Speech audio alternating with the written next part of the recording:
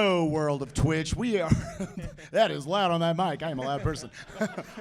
Welcome to one of the best times of the entire year. We are bringing you RPG Limit Break 2018, ladies and gentlemen. Coming to you live. Woo, yeah, get in there again.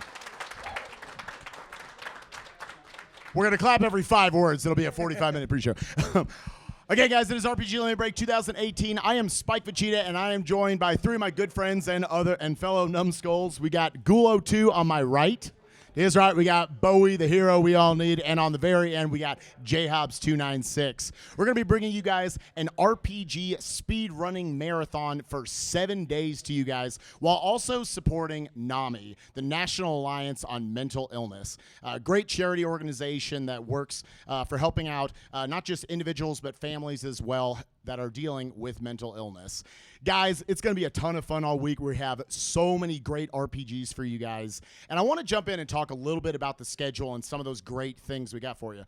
Starting off with, and this is one of my favorite things in speedrunning, when I first got into it back in like the mid-2000s, I'm a little older, sorry. It felt like it was a very kind of classic-based community that we saw a lot of NES, Super NES speedruns. What I love about kind of the recent trend in speedrunning is that as soon as a game hits the shelves, speedrunners are already jumping on it and they're figuring out all the routing process and everything. We've seen it at GDQs recently with games like Breath of the Wild. Might be seeing that soon coming up with games like Super Mario Odyssey. But we also got that here at RPG Limit Break 2018 with some newer games for RPGs. Yeah, and we're really talking about day one here when it comes to routing these games, yes, which is something that I think is so cool, watching the process of a game over the course of days, weeks, months, and then eventually years, how much faster it gets just over time. The games we got for you this time around we got a bunch of new popular ones, but we've even got Final Fantasy 15, for example, pretty brand new game for the most part, being run here. It is literally the newest. We don't have a 16 yet. Yep. On Tuesday night, that'll be coming up. And then we've also got Nier Automata, which is actually on my badge here, which you can't quite see, but we're going to be seeing that from Casa right after our opener, so stick around for that one. It's going to be coming pretty quickly. We've even got Xenoblade Chronicles 2 being run by, I don't know, some idiot. I don't know who would want to run that game, honestly, but yeah. Dude, let's get the curtains open. We have got Bowie here actually running Xenoblade Chronicles 2. Did you have any idea kind of building up to the release of that game, I want to run that? And then what was the rooting process once you got there? I like that you said that. Actually, it's I've weird. said it 2 different ways already in the show. Apologies, everyone. The rooting process kind of like was new to me because normally I've always been kind of like running games that have been like either rooted or optimized before, and I'm kind of picking them up and then just trying my best to get good at them. But it was my first time being actual kind of like I'm one of the lead rooters and kind of at the forefront of that process. I mean, you're normally with the older games, right? Like the Super Nintendo or like the Sega Genesis. Yeah, I play a lot of Mega Drive games, of course. Yeah. Get out of here. But it was nice to kind of be part of that and see it slowly develop. Sorry, J-Obs. Slowly develop and kind of become the run that it is now to be seen at an event. Because my first run, God, I think like a week after it came out, like 10.5 hours. What's it at now? The world record is sub 5. So, oh, jeez. So very a little more presentable here at RPG different. Limit Break. So in addition to those like newer games, again, we're going to see the stuff like Nier and Final Fantasy 15 and Xenoblade. We also, though, have a lot of those established classics, the big series that you guys have come to expect from RPG Limit Break. Ghoul, you want to get into a couple of those for us? Yeah, we got the big square duo. We got our Dragon Quest with our Dragon Quest 1, 3, and 8 3DS. We've got big time representation. Final Fantasy. We've got Lightning Returns, Final Fantasy 13, Final Fantasy 8, Final Fantasy 15, as we already mentioned. We've got our Nintendo classics. We got our Fire Emblem Path of Radiance, which is my personal favorite in the series. I don't know about you guys. We got some Pokemon. We got Pokemon Crystal by Kizaron, which is always a great watch. Yeah, I actually want to stop you there. Because, Ghoul, you are one of the most passionate people in the community, I swear, about just Pokemon speedruns and their representation specifically at these big events. What do you think about Pokemon Crystal specifically getting this representation and Kizaron getting to do it? I love it. Kizaron is a fantastic runner, and Pokemon Crystal is a perfect speed run. It showcases everything you want to see in a Pokemon game. It's got fascinating routing decisions between 2 like completely viable routes that are completely different. You've got the Totodile route and you've got the Entei route, both of which completely work. You've got responding to different things. For example, the final boss. Spoilers. It's red. Oh, thanks. Thanks a lot, man. You mean Ash? Ash, yeah. Yeah, whatever. He can do one of 2 things. He can either use Charm, which does literally nothing to you, or he can do Thunder, which almost one-shots you. Little different. Little bit of a difference there. So you get to that point and you're like, okay, what's red gonna do to me today? And you have to play around that, and that happens all the time in Crystal. And it's such a like fast-paced run. You're doing 16 gyms in 3.5 hours. It's brilliant. Like it genuinely is. But that's what I love about Pokemon is I swear that is probably the #1 game in speedrunning where you look at like, oh, if I just have like a route or route or any of the above in front of me, it's because I was looking Bowie directly in the eyes. I said route. We're just going to grind that joke Seep it home, into the brain. All right. But you look at you got the guide in front of you, and you think like, oh, this will be pretty easy. I'd get through it. And next thing you know, it actually is an incredible amount of knowledge you need to survive those runs, much less do them quickly. But I tell you, I want to shift gears a little bit because we've got our opening runner after 5 running a popular game that is also a new game, ES8. The mixture of the two And tactics. so new game, new runner, first time this game is showing up at a major marathon, first time after 5 is showing up, I believe, and he's getting to open the marathon, okay? Like No this pressure at all for him. Absolutely no pressure. not Don't at worry, all. mate. You got this. He's got those noise canceling headphones, and that's I will openly admit I actually know nothing about the ESeries really, but I do know after 5 I've had the great fortune to get to work with him on Twitch stuff, just stuff off stream as well, and he's an incredibly good person and amazingly passionate about the crafting, everything in his hobby here right here. So incredibly happy that he gets to not only, like you said, first time at a marathon, gets to kick off a major marathon. Super awesome for him. It's not just the runner. The game itself is super awesome too. I have been told. It's got like all of the elements you really want in a great RPG speedrun. It's got some amazing combat. Ys is such a fast-paced action RPG. Mm-hmm. It's got some of the best movement actually, which is something you don't normally think of with RPGs. But Sure. like when I first watched it, I'm like, this looks like a Mario game. Like the amount of like diving and like moving and like crazy options the game gives you as far as that goes. And then it's glitchy. Like you're like going out of bounds and like jumping over stuff that the game has no idea you can go over. Yeah. It's amazing. It's one of the like best speedruns you'll see here. Not that like all these aren't going to be amazing because they're all going to be amazing. But a great way to kick off the marathon it's for sure. Glorious, yeah. It's also kind of funny you mentioned that it's kind of like a kind of Mario game because we do have obviously representatives of like the kind of Mario kind of series of games. We do have a few RPGs from that group as well. Following after I believe it was Superstar Saga showing at GDQ earlier this year, we also have Mario and Luigi Partners in Time, which I believe it is its first major marathon appearance. It's cool. That's a co-op run too, yeah, right? Indeed, yeah. Yeah, it'll be Ghost King and Snowy On, both of which are excellent runners. Snowy On, I think, just picked up the game in the last year and has like gotten super good at it in like a hurry. I think we haven't seen this one for quite a while, but also Paper Mario 1000 Year Door is going to be here. Little known title. Yeah, indie. Little indie we have Never for you. heard of it. Yeah.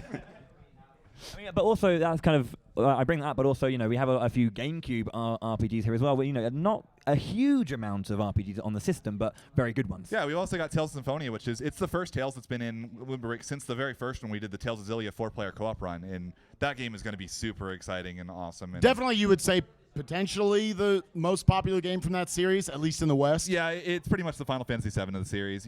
Sure. It's got its hardcore fans that like it is their favorite game of all time. Yeah. And I know you're super excited that it finally gets representation here. So yeah, seem like finally we made been it. fighting for it for a couple of years. One of my favorite aspects about also these RPG marathons is that not everything kind of falls into this similar length. I guess not everything's going to be your 20, your 30-minute, even hour-long runs.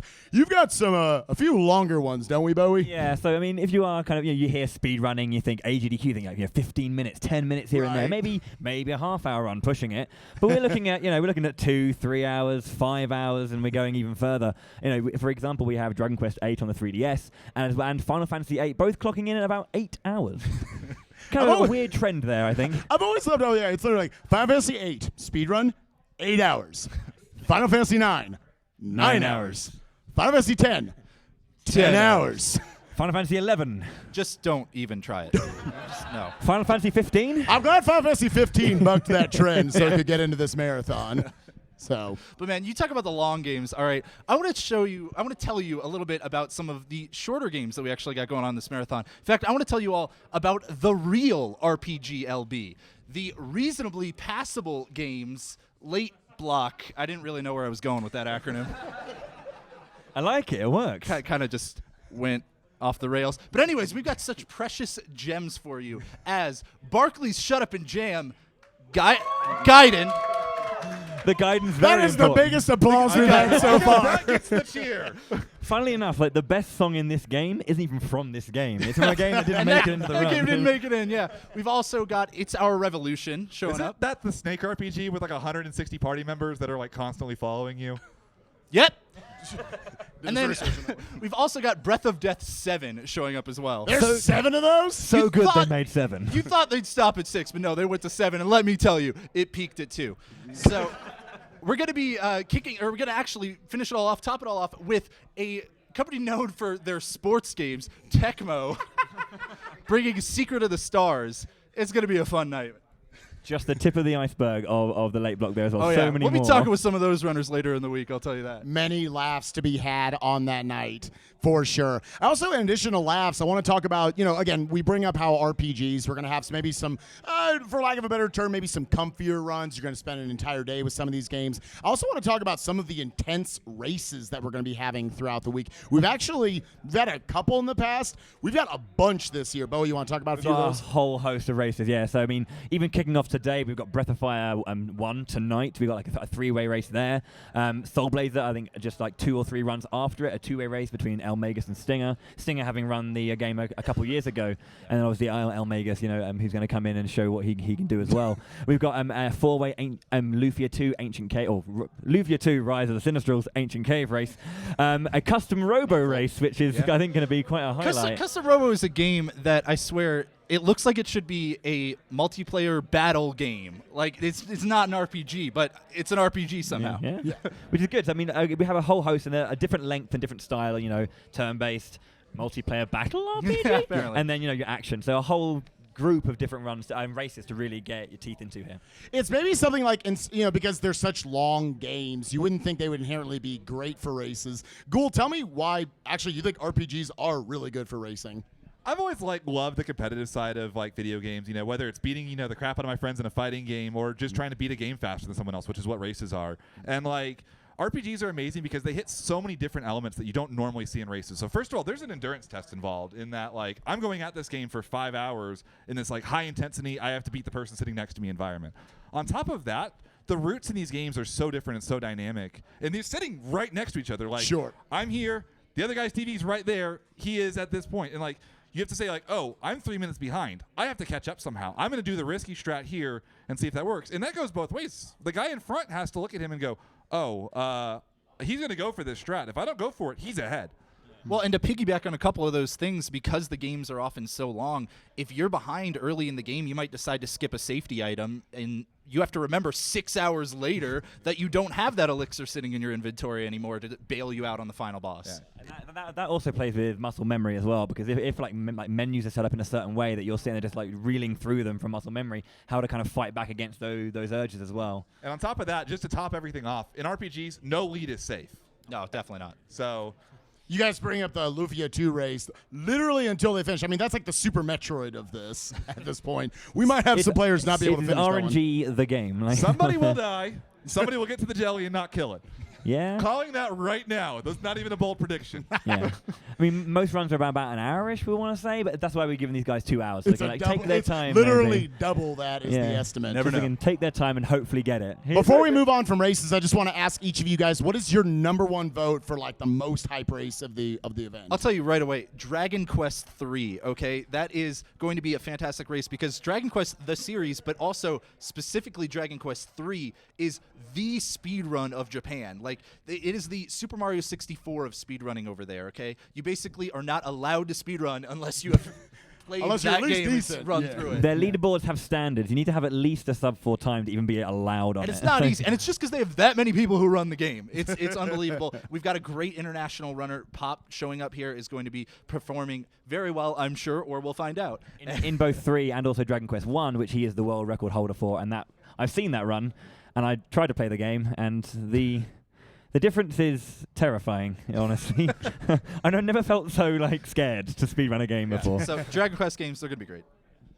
Yeah, any other votes for number one race of the week? I mean, for me, it's a hard one because I have, there's like 3 that, my teammates are part of. Elmegas and Jenna are taking part in Breath of Fire. You've got Soul Blaze or an Ancient Cave. But I'd probably give it to Breath of Fire just because, it's a big traditional RPG that I'm a huge fan of. And I'm also going to be hosting for it, so it's going to be enjoyable to be with the community. Why don't you just sell out for the Moon Bros more, man? Let's have their number one fan in the audience for them. In practice or when we were rehearsing this, I did say slightly the team name, but I didn't this time. You sold me out. But yeah, the Moon Bros are great. You guys wearing jerseys this time? We're working on it, actually. We've spoken to our people. Yeah, your big foam number finger. So for me, it's got to come back to that Lufia 2 Ancient Cave race. Sure. Again, there's just so much risk and so much decision making. I'm super excited to see. It's a 4-way race too, which I don't think we have any others of this year. I might be wrong. That probably is. Sure, yeah. If we're lying, just go look at the schedule. You should look at that. So. Yeah, definitely go check out the schedule. Another thing that you guys should look at for the schedule is also just what are our best incentives. Just each of you, do you have a favorite incentive that you guys can? Because reminder, this is not just a speedrunning event. We're also raising money for Nami, trying to get those donations in. What are the big ones that you guys want to see that money going towards? Well, I'll jump in right away again because we talked about custom robo a little bit before, right? I know Ghoul and I especially are excited for this one because if you guys get the dollars in, we're going to be commentating an incentive there. We talked about how Custom Robo kind of looks like it should be a multiplayer, battle game, but it's an RPG. Well, let me tell you, it's also a multiplayer battle game. So the incentive is going to be a 1v1 tournament, actually. It's a 1v1 tournament with hype esports commentary, and on top of that, these guys did a draft of what robos and parts that we're going to be using before the event. So they're like, you're going to be like seeing different like parts. Everyone's going to be doing different things. It's going to be crazy. It's going to be a lot of fun. And it's going to be late night, so we're going to be loopy. It's going to be awesome. Expect lots of yelling. So for me, I got to go with Tales of Symphonia. There's a Funwar character incentive where you pick which character the main character Lloyd hangs out with, and it completely changes a lot of things. So first of all, you got like the girls or whatever. Are you a Colette fan? Are you a Rain fan? Sure. Really, really cool there. You also could do something different. You can go for Kratos. And that changes which your party members are, which means that there's a different boss fight later in the run that the runner may or may not have any experience actually doing in a speed run. Those kind of incentives are really the best that push the player and the runner to just do things in them they aren't used to and really push their knowledge. I'm going to be a little bit. I hate to be selfish, but I'm a little bit selfish in this one. I really want to see the cutscenes met for Xenoblade Chronicles 2. It's a good one. Just because it is a newer game and there is so much texture and so much depth to the narrative that we don't see in these games. Just skip every cutscene, and it'd be nice just to kind of throw a little bit of that out and just kind of get a little bit of a flavor for how it feels, whilst you're also watching the amazing technical execution of the game. Oh, jeez. I like that you bring that up because, and kind of this is our last topic before we're going to send you guys up to the front and get this marathon started. My favorite aspect, well, at least one of them about RPG speedruns, that, we're here all week and we get to show you guys our technical prowess in these games and just our passion for all the routing, all of the building of how we go through these runs quickly. But it's also the story, like you say, kind of as Xenoblade Chronicles 2, that I get to in one sitting. When I did runs of Final Fantasy IX in 9 hours, I got the full story of that game in addition to getting to do everything quickly. I mean, as much as we're speedrunners and we like to skip past the story, we like to try to skip all the cutscenes that we can and everything, one of the big things about RPGs and why so many of us are in this community is that so many of them have a great story. We got our fair share of really bad ones, don't worry. We'll get to those later this week. But so many of them, have a story that kind of just hit you and stick with you, right? For years, a lifetime, for a lot of these games. And you get to still play through that over and over and over again. Yeah, there are reasons things like Final Fantasy VI and Chrono Trigger are still with us. Just incredible kind of like timeless stories. I think that Ghoul and I kind of agree on one thing here, and I think one of the games that we really were excited to see finally in that list when we saw it and kind of like stuck out. Not like a sore thumb, but more like a shining star of kind of everything, and that's Ni no Kuni. Yeah. Being run by Professor Palmer later this week, which I think is just a wonderful one. Ni no Kuni is the one game that, like, when they said we're going to work with Nami, the National Alliance of Mental Illness, what's the one game that like perfectly encapsulates everything Nami's about? And Ni no Kuni is like, it's a story about dealing with loss. Very, very early in the story, Oliver's mother, spoilers. passes away. Yeah, well, spoilers, by the way, yeah. So the protagonist loses his mother, and it's kind of, he goes to that other world, and he just kind of like finds a way to get through that and kind of keep living his life and move on from all the stresses and, the hard times in life and just finding a way to keep going. Yeah. It's the game that I've always wanted to see here, and I'm so happy that 4 years in, it's finally actually going to get it showing. It's come down quite a bit actually in the last year or so, thanks to some new glitches and some new routing tech and some new boss strategies. absolutely amazing run. I'm super excited. Bowie and I are both couching that one, so it's going to be pretty awesome as well. We're not biased at all here. No. Zero bias on this. But it is a really, really, really good game and definitely one to look out for. Yeah, definitely cool that we're going to see that great story on display as well. We got a lot of great stories that hopefully we'll get to make throughout the week. Again, guys, this is not just an RPG speedrunning marathon. We're also raising money for Nami, the National Alliance on Mental Illness. I want to remind you guys that even if you can't benefit this marathon financially, even if you can't donate, remind you guys, there's so many other ways. Just simply being here in the chat, getting hype, throwing in your favorite emotes, and making people more excited for the runs. Get out there on social media. Use the hashtag RPGLB 2018 for any cool moments that you think happen, any cool runs you think that are coming up. Ghoul, you had a pretty good idea, actually, you said. Send in your Twitch clips. Like, somebody got crit and died. Send a Twitch clip of that. Like, Make sure that is immortalized, that they will always know they let screwed that runner up. never forget the time they went to a live marathon and got crit. Or like, this like crazy glitch, or the time the guy beat a boss in 30 seconds. It took you 20 minutes to get through. Like, all that stuff is fantastic. Get those clips, share them with people. Get the word out there. It's a fantastic event. We love doing it and putting it on for you guys. And I hate to interject, but that's kind of one of the things I think is really special about RPG speedruns as well, is when someone goes, wow, you're here at like an hour? It took me 40. And it's just like, that's kind of a really cool thing. I like that. So with that, guys, we're going to go ahead and kick it up to the front. We're going to get this marathon started for you guys. We're going to send it to the front for a couple representatives from Nami. We got Rob and Michelle, joined by our head event organizer, Puexel. Enjoy, guys.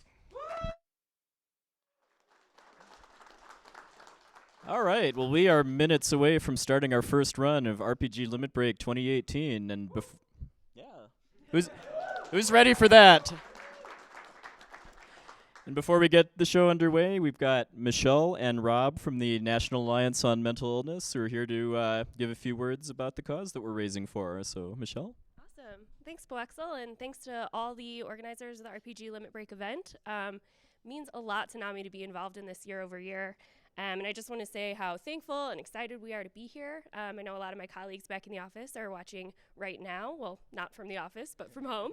And we'll be tuning in throughout the week. So it just means a lot to us to be involved. So just to talk a little bit about Nami. Nami is the nation's largest grassroots mental health organization. We have a presence in about 700 communities, including nation or states across the country, including Nami, Utah, obviously. NAMI's work focuses in 3 key areas. We do education and support, awareness, and advocacy building.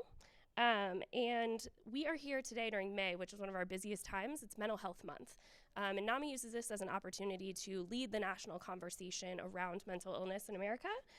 We know that 1 in 5 people are affected by a mental health condition, and NAMI is here to let you know that you are not alone if you're one of those 1 in 5, or if you're supporting someone who's one of those 1 in 5. You're not alone. We are here. We understand, and we can help. So this month we are doing a great campaign around the theme of Cure Stigma. And so if you're interested in getting more involved in the Mental Health Month campaign, either online or in your local community, I'd encourage you to check out curestigma.org so you can learn more about what you can do to be involved. So thanks again so much to everybody, and Rob. Awesome. Thank you. All right. So I'm Rob Westman. I'm with NAMI Utah. We're the local state chapter of NAMI National. And one of the things that's really cool about this is we get to have this in our backyard. This is awesome. It's a great way to promote mental health awareness. As Michelle mentioned, stigma is a great concern to us. 1 in 5 people experience a mental health condition, which really means that all of us are affected in one way or another by mental health. And it's just a great way to spread the word. It is out there. We are experiencing this, and we can do a great job at curing stigma. I mean, it's going to be what we want to do. Locally, we have panel discussions this month. We have film screenings this month, all to spread the word about mental health so that people are aware, and hopefully we can cure stigma. So we're really excited about this event. One of the cool things I get to do is I get to come here anytime I want.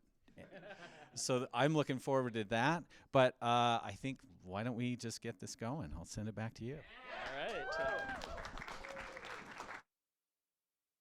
Well, like Rob said, I think it's time to stop talking and start speedrunning. So with that, let's get our first crew up, and we're gonna kick things off with the run of Ease 8, Lacrimosa of Dana by After 5.